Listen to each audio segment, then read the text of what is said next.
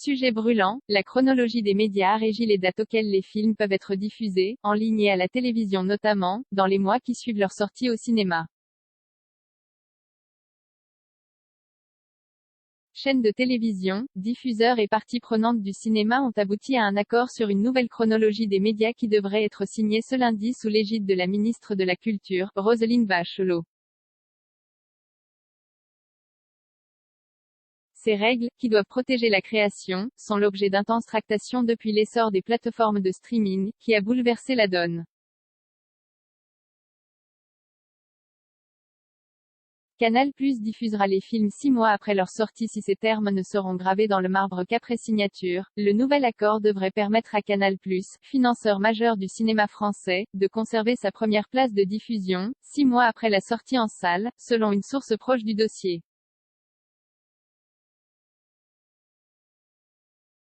Les plateformes telles que Netflix, Prime Video, Disney+, Apple TV+, ou encore Salto, viendront ensuite, en fonction de leur contribution à la production cinématographique.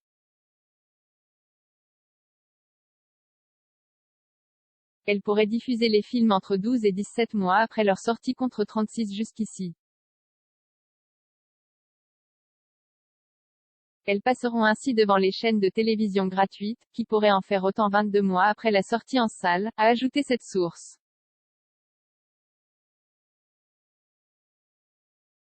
Globalement, l'accord devrait permettre d'injecter davantage d'argent dans la production cinématographique française, estime la source proche du dossier. Plus d'argent dans les caisses du cinéma français. Les organisations représentatives du cinéma et Canal+ avaient déjà annoncé en décembre s'être mises d'accord sur le sujet. La chaîne cryptée offrant un investissement garanti de plus de 600 millions d'euros pour les 3 prochaines années dans le cinéma français et européen pour Canal+ et Ciné+, mettant un peu plus la pression pour trouver un accord avec les plateformes. Ces dernières, comme Netflix, réclamaient une meilleure position dans la chronologie des médias en échange de leurs obligations de financement de la création.